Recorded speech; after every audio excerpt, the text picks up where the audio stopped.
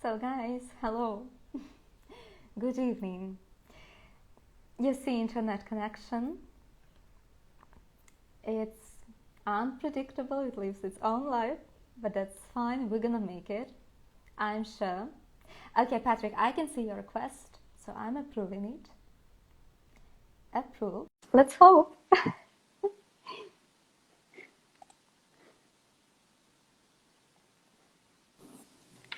Hello! So we made it. Sorry. No worries, absolutely. So I will introduce Mr. Patrick Randolph from the USA again. I'm saying our topic today is the complex and astonishing world of language. Why? Because I was so much looking forward to our interview. Mr. Randolph is the person who has a lot of knowledge. He is a researcher. He practices teaching, and he is actually award winner. Let me just tell you guys, 5 best session awards from 4 TESOL affiliates, 2 best TESOL affiliate awards, 1 best class award for international students, and students sent to international conferences for having the best paper. Am I right, Patrick?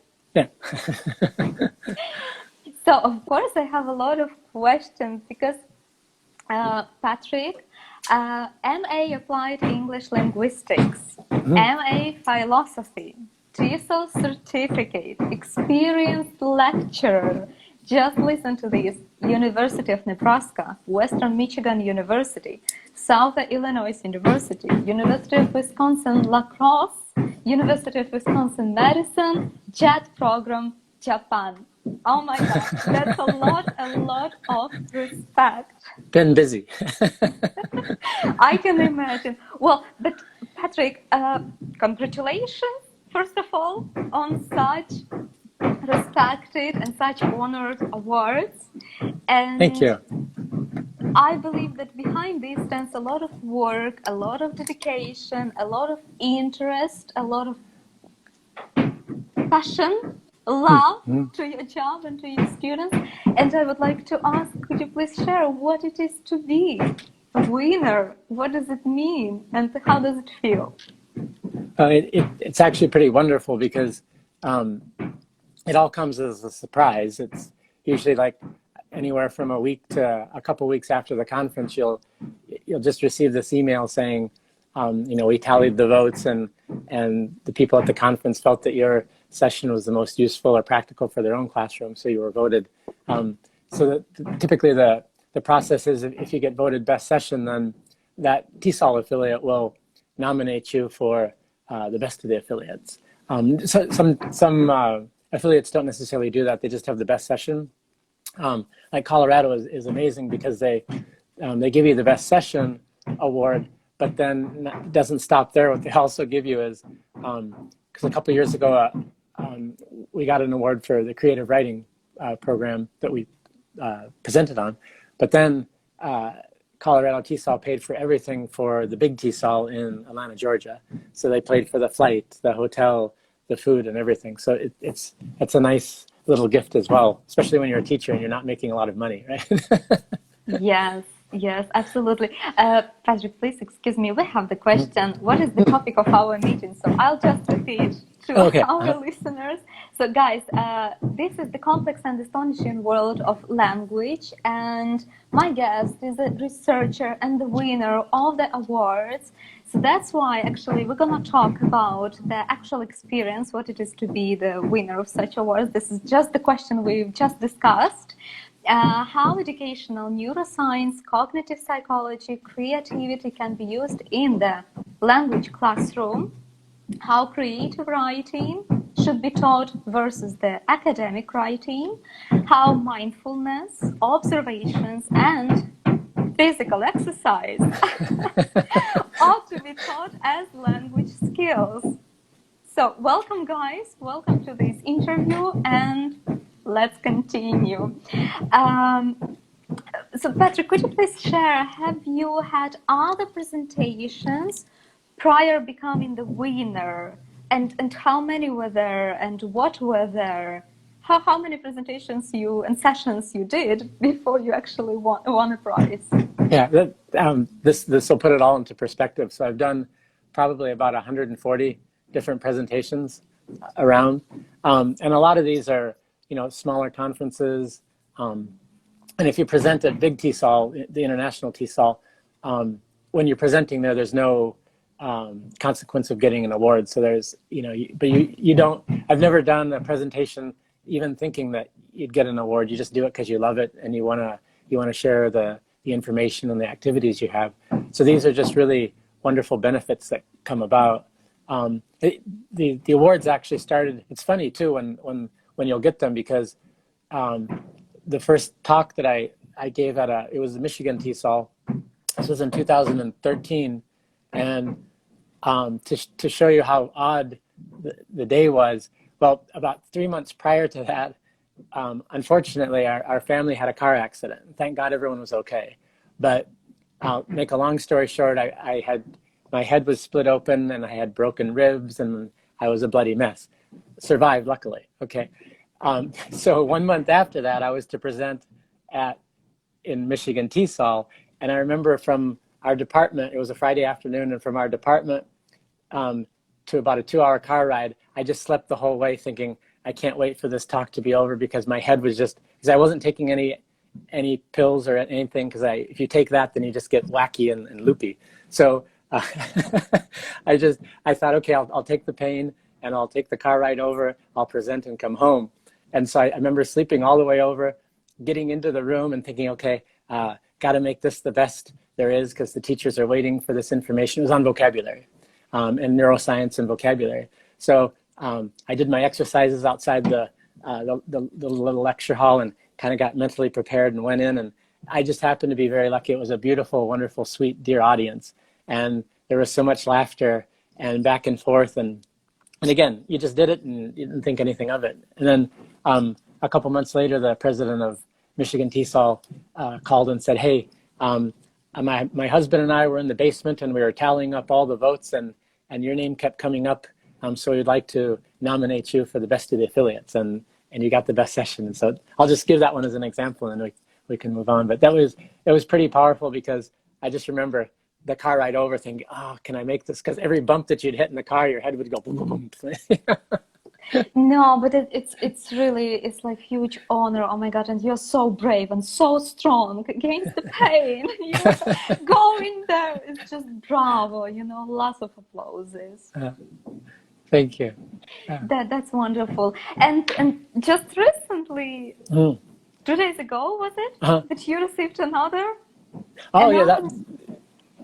Can you please share it? Yeah, so that we'll kind of go from the beginning to now. So it was interesting, because last fall I had gone up to Minnesota TESOL mainly for a job interview. I went up to try to interview with the job, and it just happened. Minnesota TESOL conference was in the same city at the same time, and I had applied for that already, so it was perfect. And again, I gave actually 4 talks at the conference, and just went home thinking that was a fun time. I met a lot of great teachers, and of course they email you saying, hey, I want to use the activity, can you send me this? And then I think it was a couple months after that, about a month after, they said, hey, you received the most votes for your session on physical activity in the classroom, and then we'd like to nominate that for Big TESOL. And Big TESOL just wrote on Monday saying that you got the best of the affiliates. So that was applauses. Yeah. Absolutely. We have a question from Eva. Is this about that main TESOL convention the whole EFL world dreams to participate in? Yeah, it's amazing, because you think about I think there are like 109 affiliates, and then each affiliate has anywhere probably from 50 to 150 different talks each year. So you're talking about 7,000 possible talks, and then they pick 7 of those for the best of the affiliates. So there's 7 people out of 7,000 will get it. So yeah, we're talking 3 of those were for Big TESOL, as we say, the international TESOL, and then the other best sessions were from the different affiliates. So yeah, but if you ever get a chance to go to Big TESOL, now, unfortunately, next year is going to be virtual too, so you won't be able to make the contact. But what's amazing about Big TESOL is you can be getting a donut and a coffee, and just because it's 8,000 teachers in one convention, and so you can just have a donut and coffee and sit down with somebody, have the most amazing conversation about teaching in the classroom, and even if you didn't go to a session that day, that conversation could change your whole world. And so after TESOL, with all the sessions and all the neat people you meet, it's like you ride this wave of excitement and passion for like 6 months after the whole conference. So if you ever get a chance, people out there, try to go. And you get so much energized and so much of delightment that you feel actually delighted, and like on the seventh heaven for several months, I assume, after the conference. Right. Yeah. All right, Patrick, such question. How do you decide what would be the topic for your session, for your presentation? How do you choose? What would be the steps that you proceed with? Right. Usually, for just about every presentation that I've given, it's been an activity in the classroom that the students really love. They either, three things. They love it. It's fun to teach it, and they get a lot of benefits from it. And so, and the funny thing is, because I've worked on a lot of languages myself. I mean, I can't say I speak all the languages I've studied, but I've studied a lot of them, and so I use these odd ways of learning, and I think, well, they worked for me. I was able to learn all this vocabulary and the grammar, and I would use it with my students, and I'd say, these work, but do I have any support from the scientific community about this, or is it just some wacky thing that I dreamed up? And another little funny anecdotal story. So 2010, I went to Big TESOL when it was in Boston, Massachusetts. And I went to a talk that was on neuroscience that was amazing. It was a man from Southern California. And as I was waiting in line to talk to him, there was another gentleman who came up to me and he said, if you can't get a hold of him, don't worry, because a lot of the things that he talked about today are in a book called Brain Rules. And I said, oh, Brain Rules, thanks. And I made a little note and I wrote it down. Ended up talking to the guy. Well, my wife and I were staying with their cousins in Boston, and I had to take a train from the convention center to their home. And the craziest thing happened. So I went to the train station, and I'm looking around. They had a little book kiosk, little books here and there. Yeah. And I'm one of those people that if books are falling down, I have to straighten them up and make sure that they're organized. Okay. And so that's not a bad habit. And so, of course, immediately I went to poetry because I love poetry. And then the next I noticed that the self-help section, all the books had fallen down. I thought, oh, well, I should probably pick those up because somebody might want a book there. And the weirdest thing, as I picked all the books up, the book at the bottom of the pile was Brain Rules. The book that he had just talked about. For you. It was caught. So, I ESP'd my wife and I said, can I buy the book? Can I buy the book?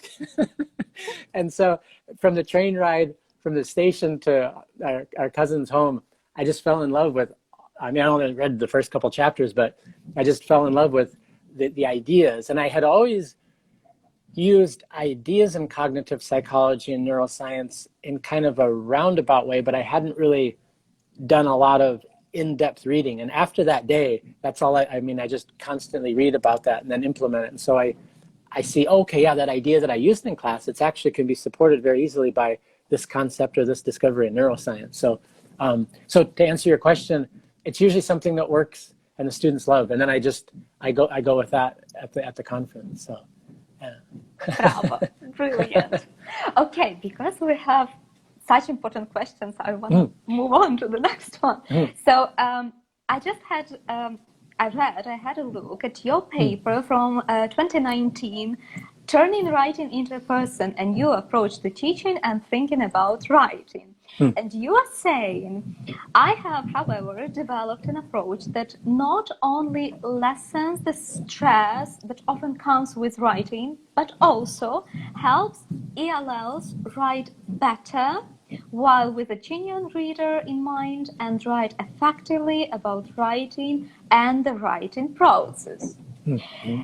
And you are saying that you combine the practices and neuroscience and cognitive psychology and creativity. So could you just share the ideas behind the theoretical and practical ones? And Right. what are your thoughts on it? Okay. So, yeah, as you just said, writing is one of those skills that, you mentioned writing, and suddenly, the heart's palpitating, and I've got to write this, And so there's already these things going on in the poor student's mind.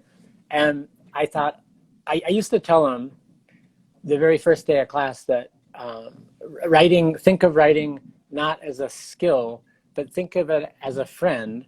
And by the end of the semester, if you can walk hand in hand with her in a park, then life will be good. Well, the students liked the analogy, but that's kind of where it stopped in the semester. I made my little push on the first day, and then I started thinking, if I really want this to work, I'm going to have to turn it into an activity. And so, make a long story short, what that article is about basically is I'll run you through real quick what will happen. Once we've been introduced, so it's maybe like the second or third day if it's a writing course, I'll have the students close their eyes, and they don't know what's going on, and I'll have them take some breaths and be a little mindful, and I say, okay, something amazing in your life is about ready to happen. There's somebody walking down the hall now, and that person is someone you yourself are going to create the image for, but that person can't wait to meet you. And they're getting closer. I can feel them getting closer now. In fact, they're right outside the door, and they're knocking. Can we let them in? And so I'll explain that this person that's waiting outside the door is Mr. or Mrs. Writing. And it's an actual person, and they're going to sit down right next to you for the next 2 minutes. And I want you to close your eyes and see who they are.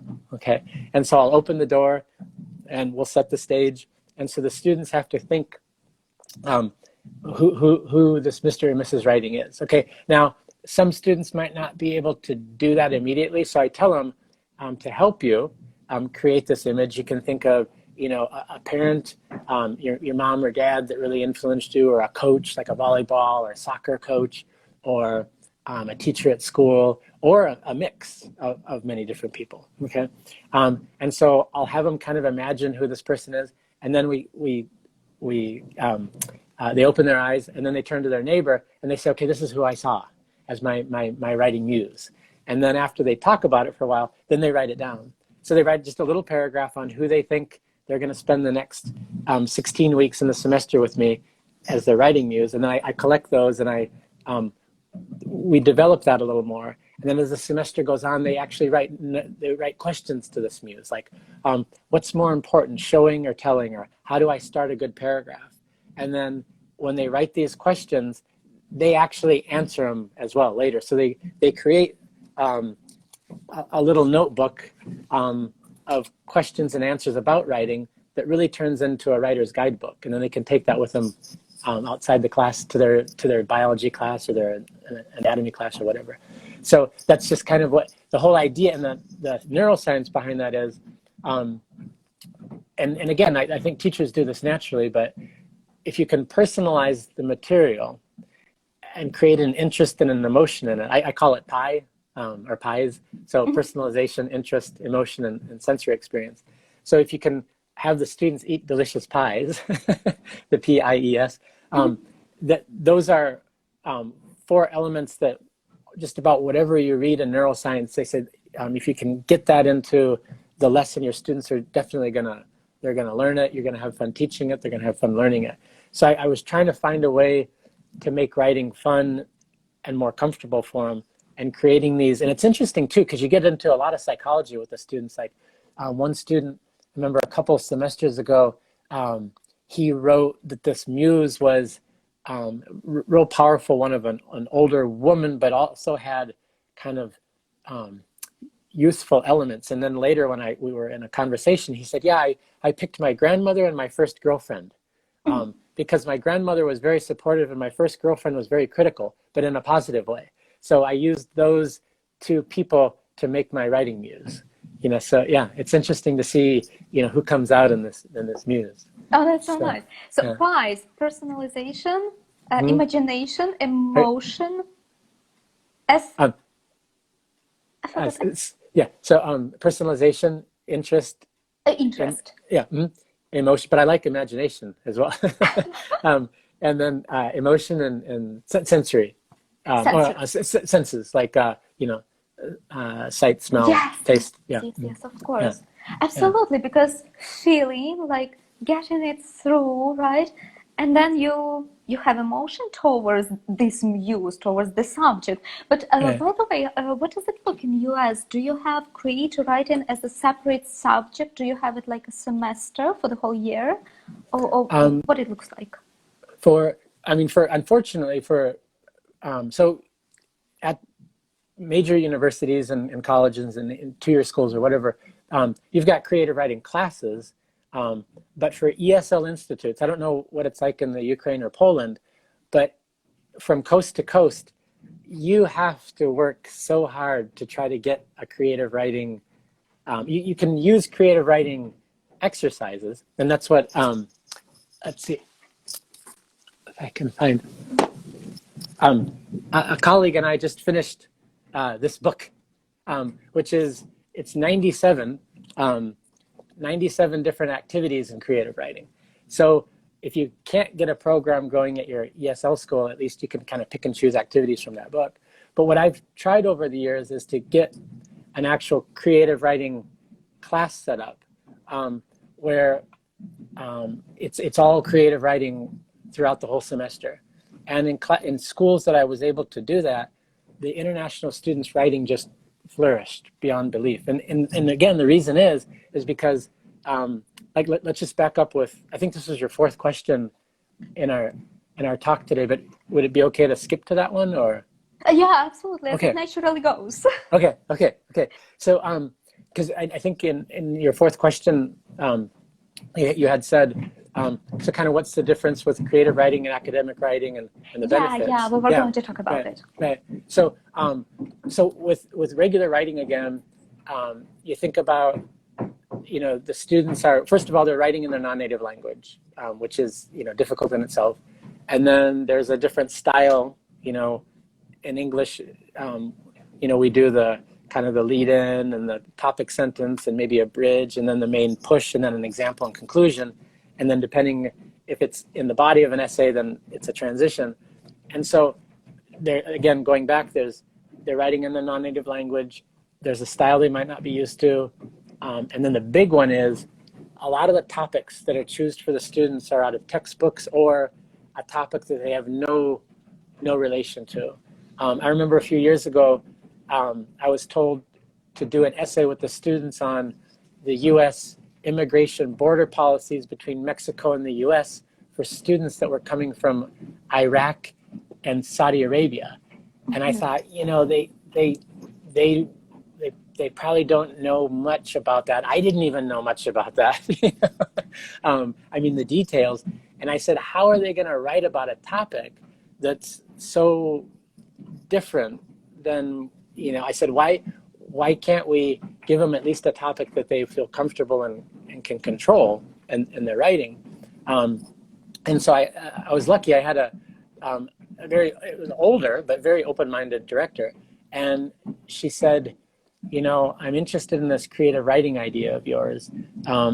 We do have a group of students from Taiwan that are coming for just 4 weeks. What if we try a 4-week creative writing class and see how it goes?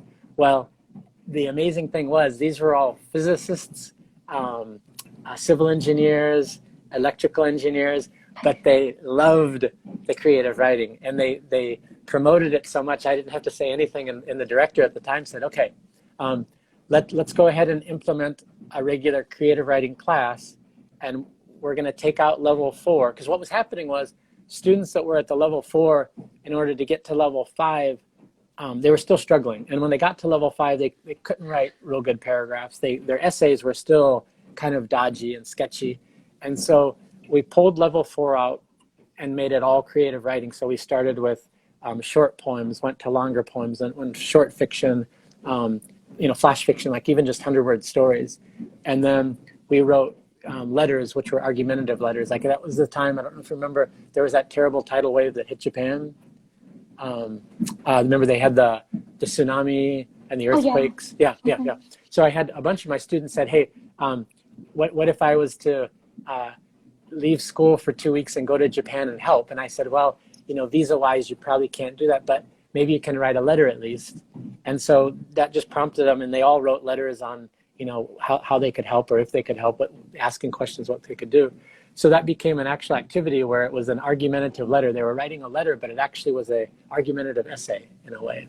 So long story short, we were able to implement this creative writing program, and instead of 50 to 60, half of the students passing from level 4 to level 5, we had almost 90% passing.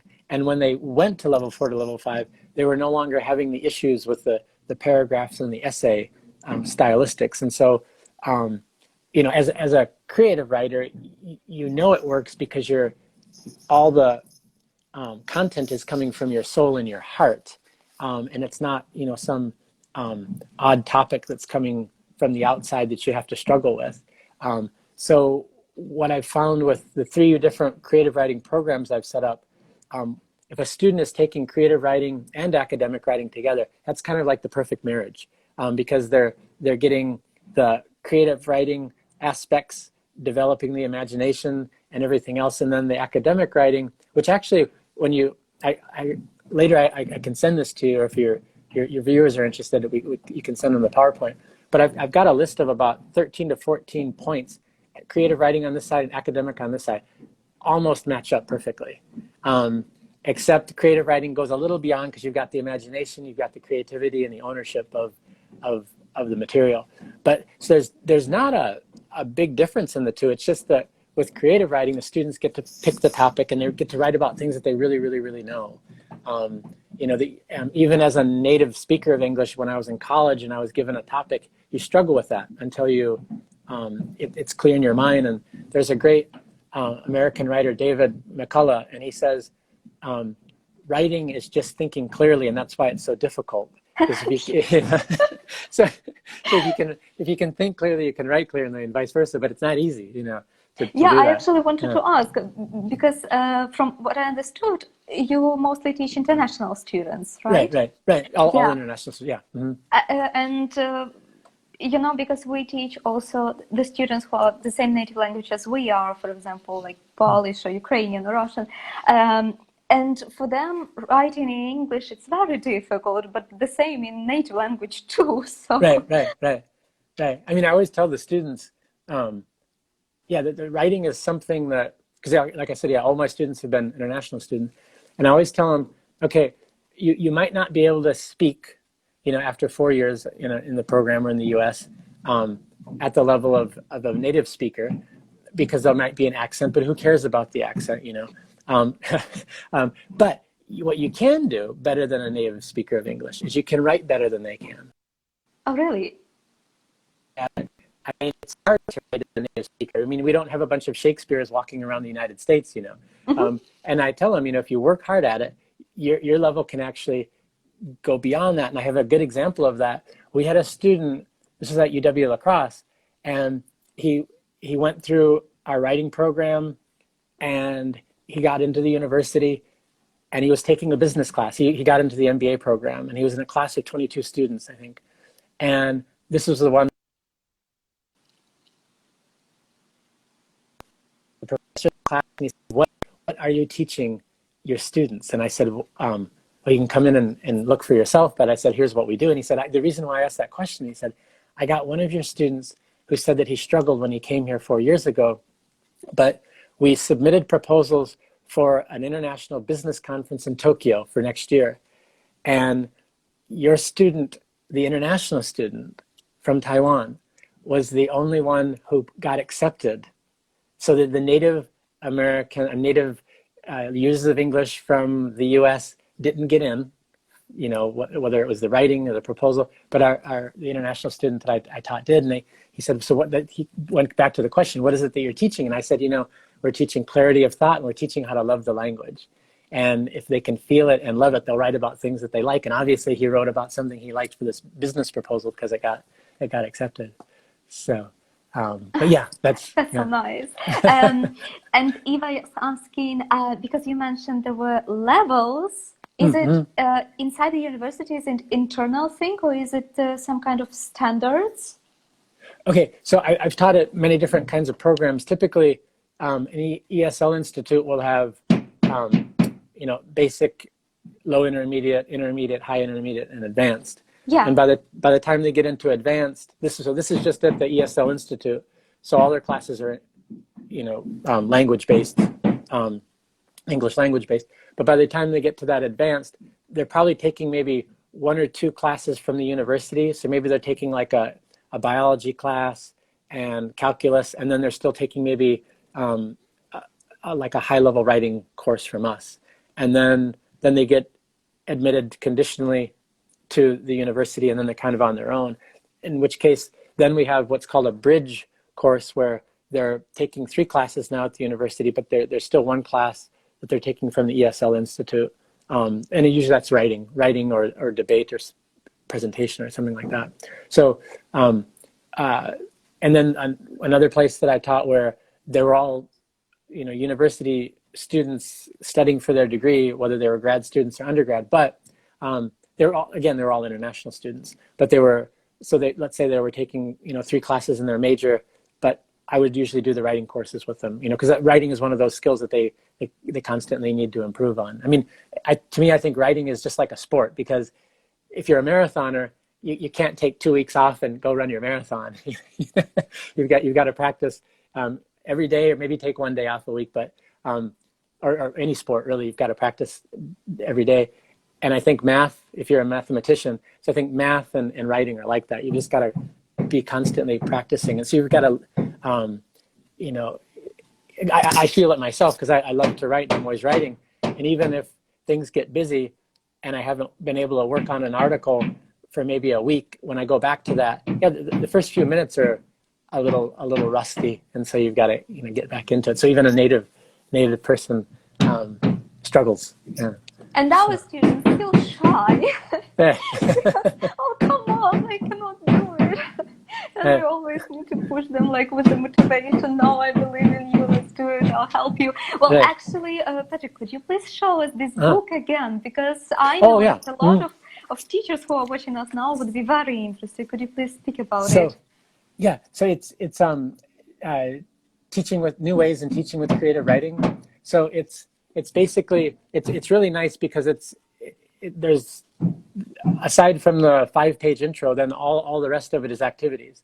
So I just open up, so here's for example, one, the effects of sense on the soul. So what it does is it shows, like, here's the aim of the lesson, and then here's a little background why to use it, and then it starts with the steps. So step 1, 2, 3, 4, 5, 6, 7, 8, 9, 10. And then at the end, what's nice about the book too is it gives a student sample. So after the activity here that runs you through it, then there's either a teacher or student written sample here, and then more possible reading references. So it's got about 40 different poetry activities, about 50 different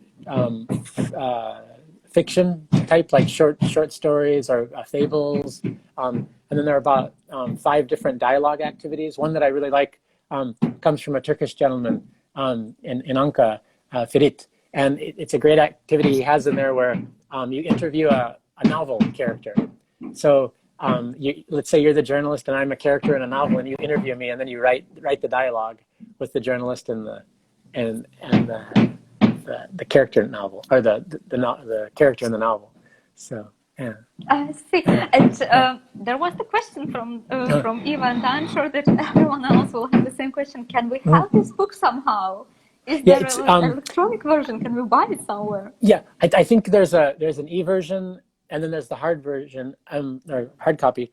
There's TESOL. So if you go to the TESOL Press web. Oh, actually, it's good now because I just got an email yesterday that there's like a 20% off now. So it's 20% off from the book. If you're not a member, it's a huge, huge difference. If you're a member, they give discounts anyway. But yeah, if you just go to the TESOL Press, or if you go to International TESOL and then click on their bookstore, they'll have it there. And then I think the different countries that people are listening from, if they have like an Amazon affiliate, they could probably get it there. But the TESOL Press one is probably the safest because or they'd get the order and send it out. It's like I said, for between now and November 14th, I think, or 15th, it's coming up relatively soon. But I think they're having just a little a huge discount, like a week-long discount for teachers. Oh, that's so good. Thank you for saying this. So I'll make sure just to go to this website, chat if I am able to find it, and then I'll share it with everyone. Okay.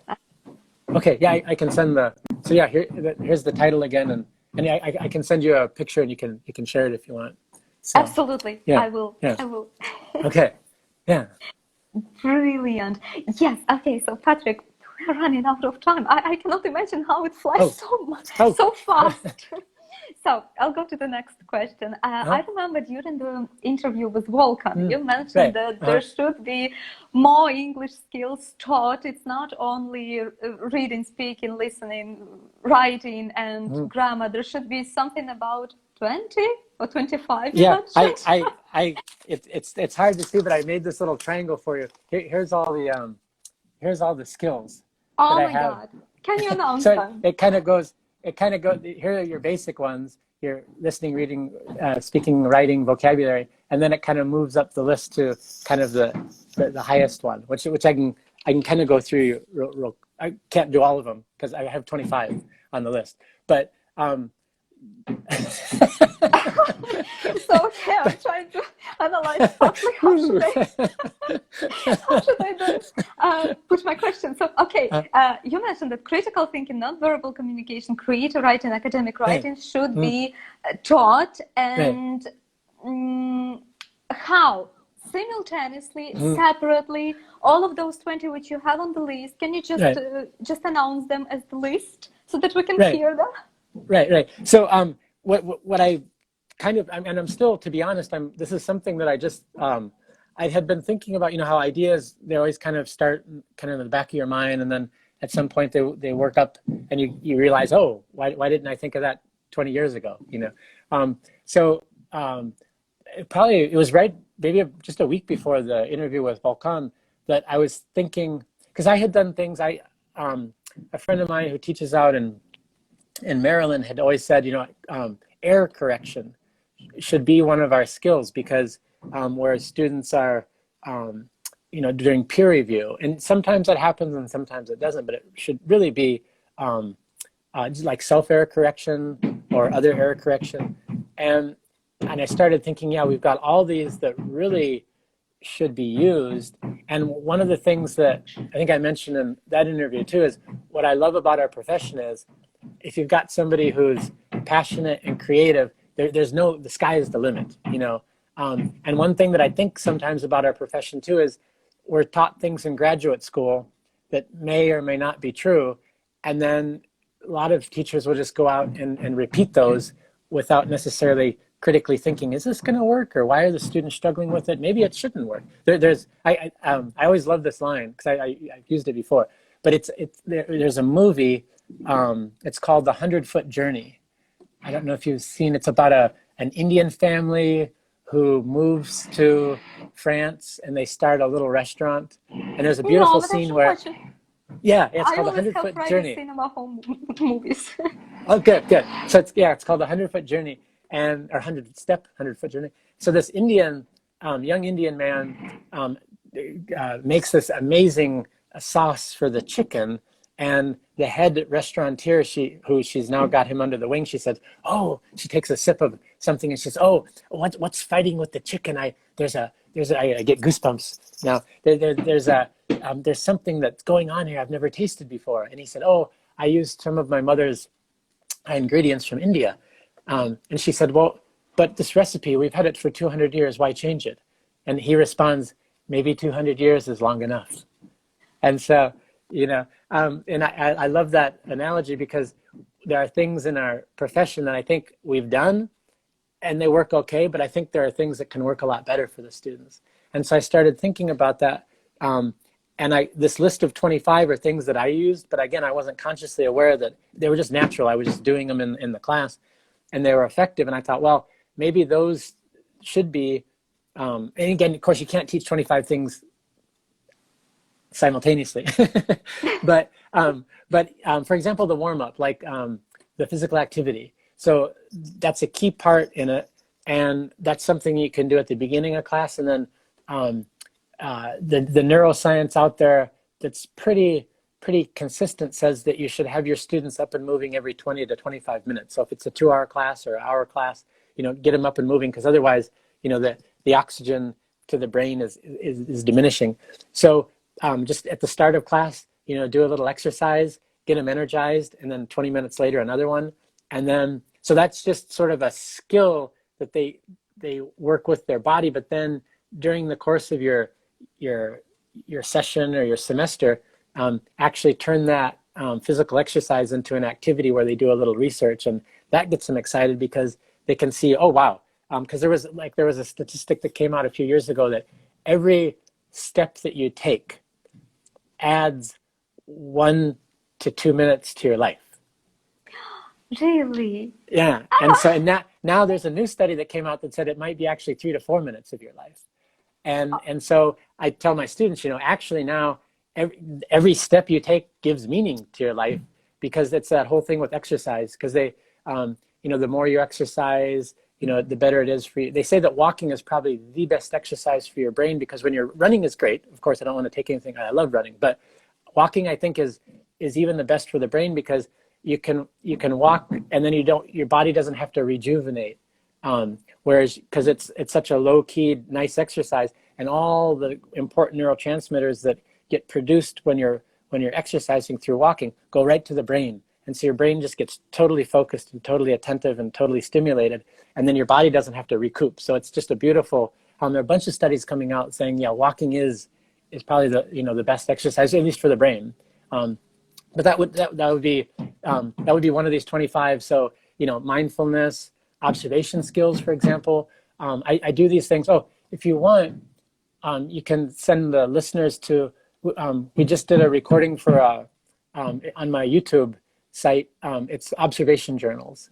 Mm-hmm. And it's a real neat activity that I do with my students, where they just take in observations on different categories and then write little journal entries about it. And that's a really neat skill, because one, if they're observing the language or the culture, they're taking that in and then using it. So even like if they were observing something in a textbook and then using that's important. Because I think naturally, your native language is it? Mine, Ukrainian. Yeah, you can. Yeah. So with Ukrainian, when you were a little girl and you were reading that, you were just kind of taking it in naturally. But if it's a speaker that's not their native language, they have to pay extra attention to it. But if they observe that observation is such an important skill. And I think we do it naturally in our native language, but when we're picking up another one, it's a little different. And so that's another skill that I think should be explicitly taught, like not just, okay, this is what we're doing without telling them, but actually say, okay, here's, let's incorporate our observation skills. So observation, mindfulness, the peak, I'll talk about the peak. The peak is, that was the skill here at the top with the triangle. That's where, do you, in the Ukrainian, or now where you're in Poland, do they use study groups at all in language classes? Well, if it is a private school, right?